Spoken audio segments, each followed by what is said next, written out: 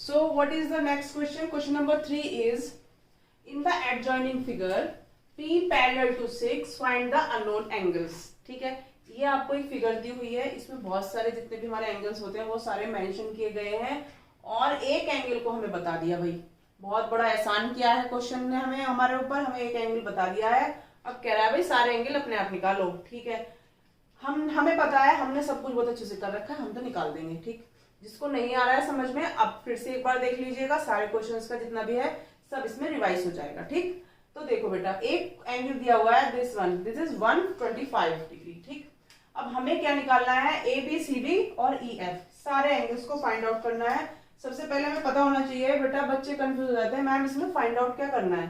अरे बेटा ये एंगल्स जो है ना, ये जो एंगल्स हैं, ये जो दिए हुए नहीं है, जो अल्फाबेट्स दिए हुए हैं, इनको आपको फाइंड आउट करना है। ठीक है, ये सब हमारे क्या है, अननोन क्वांटिटीज हैं। ठीक, अननोन नंबर्स हैं, अननोन एंगल्स हैं। तो हमें angle A, angle B, angle C, angle D, angle E and angle F, ये सब कुछ क्या करना है बेटा, फाइंड आउट करना है। समझ में आ गई बात? क्वेश्चन क्लियर होना चाहिए, क्योंकि एक बच्चे ने पूछा मैम इसमें फाइंड आउट क्या करना है, तो ये बताना भी जरूरी है भाई कि फाइंड आउट क्या करना है। ठीक, नेक्स्ट क्या है कि अब देखो जो जो पढ़ा है सब लगा दो इसमें। ठीक है, हमने सबसे पहले पढ़ा corresponding angles, vertically opposite angles पढ़े हमने। ठीक है, ऑल्टरनेट एंगल पढ़े, इंटीरियर एंगल पढ़े, ऑपोजिट एंगल्स पढ़े, हमने बहुत कुछ पढ़ा हुआ है। ठीक है, अब इसमें सब दिखाई दे जाएंगे आपको। ठीक, आप जो मन कर रहे हैं आप उस तरीके से इसको कर सकते हो सॉल्व, लेकिन लगना चाहिए जो दिया हुआ है। ये नहीं अपने मन से कोई भी एंगल कहीं भी पुट कर दिया और मैम ये इससे हो गया ये वाला, नहीं। ठीक है, हमारे पास जो भी थ्योरम्स हैं, हमारी जो भी हमने पॉइंट्स पढ़े हैं, वो सारे एग्जैक्टली हमें पता होने चाहिए अच्छे तरीके से। ठीक, अगर नहीं पता है तो सारी वीडियोस को फिर से जाके देख लीजिए, सब कुछ क्लियर हो जाएगा। ठीक, तो सबसे पहला क्वेश्चन में हमने दिया हुआ है एंगल 125। अब आप मुझे एक बात बताओ, अगर मैं कोई एक एंगल और फाइंड आउट करना चाहूं तो कौन सा करूं, बताओ। अब आपको पता है हमने पढ़ा हुआ है करस्पॉन्डिंग एंगल्स। ठीक है, करस्पॉन्डिंग एंगल्स हमने पढ़े हुए हैं। ठीक, करस्पॉन्डिंग एंगल्स बता दो इसमें कौन कौन से हैं। एंगल 125 जो है वो किसके इक्वल टू होगा, अगर हम करस्पॉन्डिंग एंगल लगाएं तो जो हमें पता है उसी से तो शुरुआत करेंगे। अगर हमें कुछ पता ही नहीं है तो हमें नहीं पता हमें क्या करना है, कैसे करना है। सबसे पहले वो चीज हमें पता है ना कि जो हमें क्वेश्चन में गिवन है। ठीक है, जो चीज गिवन होती है उसे उठाओ। अब देखो वो हमारी क्या क्या चीज फाइंड आउट करने में हेल्प करेगा। ठीक, तो हमने क्या करा, हमने इसे देखा ये किसके इक्वल टू दिखाई दे रहा है हमें, एंगल डी के। क्यों? क्योंकि ये जो ट्रांसवर्सल क्या है इसमें, ये है। ठीक, ये दो पैरेलल लाइंस हैं, एक ट्रांसवर्सल भी है और ये करस्पॉन्डिंग एंगल्स भी है, और हमें समझ में आ गया कि जो एंगल डी है दैट इज इक्वल टू 125। फटाक से मैंने यहां लिख दिया भाई, ये भी क्या हो गया 125। कैसे हो गया, बाय करस्पॉन्डिंग एंगल्स। ठीक है, पहली बात एक हमने निकाल लिया। अब आप यहां आ जाओ, इसको देखो बस। ठीक, अब हमने इसको देखना है, फटाक से ये बता दो एंगल बी क्या होगा।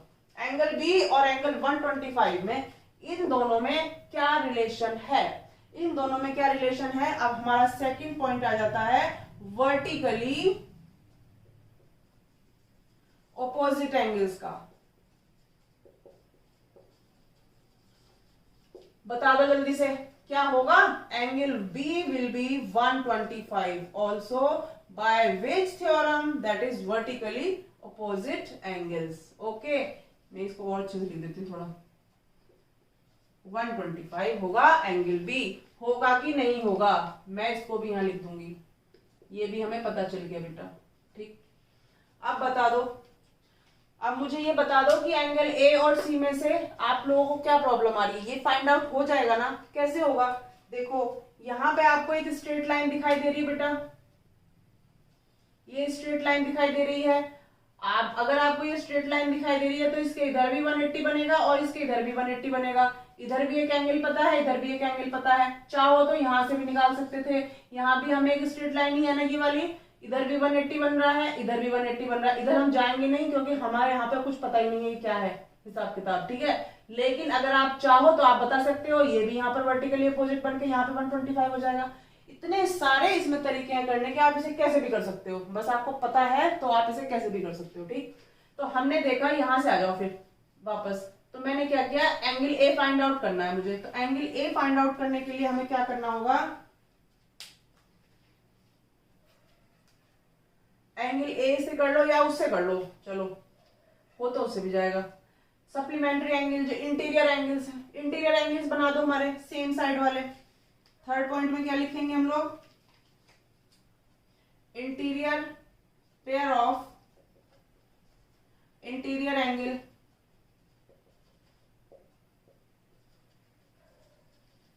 Angles of on same side of on same side of किसके, transversal will be supplementary angle. Okay, क्या होंगे बेटा वो, सप्लीमेंट्री होंगे। सप्लीमेंट्री होंगे या नहीं होंगे, हम पढ़ चुके हैं ना।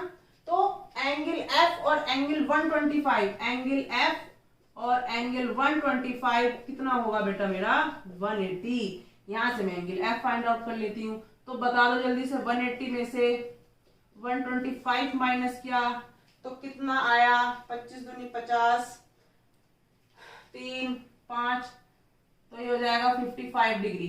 ठीक है, एंगल एफ कितना हो गया मेरा बेटा, 55। आ गई बात समझ में। देखो ये मैंने वही प्रॉपर्टी बताई है आपको जो आपने अभी तक पढ़ी है। ठीक है, इन्हीं प्रॉपर्टीज को लगाओगे सारे क्वेश्चन सॉल्व हो जाएंगे। और इस एंगल को निकालने का बहुत ही सिंपल तरीका है कि भाई ये अगर पूरा 180 बन रहा है तो इसमें से इसको माइनस करोगे तो 180 में से इसको माइनस करके जो आंसर आएगा वही एंगल ए होगा। ठीक है, अब हमें एंगल एफ मैंने अपनी इस प्रॉपर्टी को बड़े ही फॉर्मली तरीके से निकाल के दिखा दिया है। ठीक है, angle F is equal to 55। अब हमने एंगल एफ भी निकाल लिया। हमारा एंगल एफ कितना आया बेटा, ये एंगल आया हमारा 55। ठीक है, ये एंगल हमने निकाल लिया है, 55 आ गया। देखो अब हमारे पास कौन सा एंगल बचा, ये बचा। हमारे पास कौन सा एंगल बचा, ये बचा और ये बचा। और आपको बड़े अच्छे से दिखाई दे रहा होगा, ये सारे एंगल सेम ही होंगे। ठीक है, अब हम देखेंगे कैसे होंगे। सबसे पहले हमें पता है वर्टिकली अपोजिट एंगल है हमारे कौन कौन से, angle E is equal to 55, या फिर इसे हम लोग angle E is equal to angle F. Angle F कितना है बेटा मेरा, 55 डिग्री है।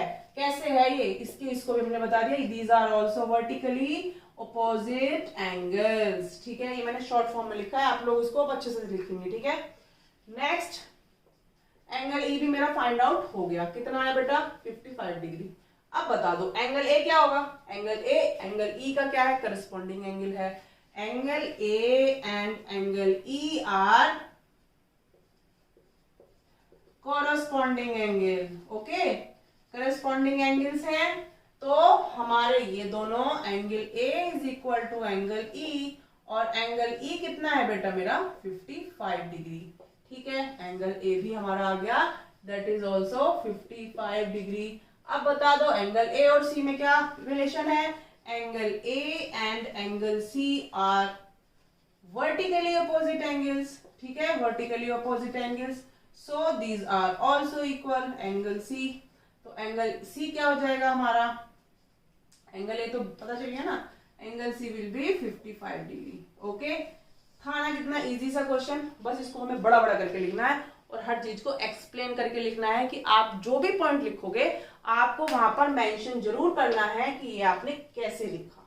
ठीक है, अगर आप इसको डायरेक्ट आंसर लिख दोगे तो बेटा आंसर तो ठीक हो जाएगा, मगर आई होप कि आपके नंबर ना कटे उसमें। ठीक, इसलिए ये क्वेश्चंस जो हैं, ये हमारा जो चैप्टर है इसमें आपको थ्योरम्स को लर्न करना है, कौन सी प्रॉपर्टी लग रही है। ठीक है, वो हमें बताने हैं एंगल्स को, और उसको लिखना है बाकायदा कि भाई इसको ऐसे लिखा है, हमने अपनी मर्जी से नहीं लिखा, जो आपने हमें पढ़ाया है हमने वही लिखा है। ठीक है, इसी तरीके से हमें सारे क्वेश्चंस को करने हैं, एक एक पॉइंट को लिखना है। ये नहीं है कि हमें पता है तो बस हमने फटाफट आंसर लिख दिया। ठीक, आंसर डायरेक्ट नहीं लिखना। ओके, अब हम करेंगे अपना नेक्स्ट क्वेश्चन।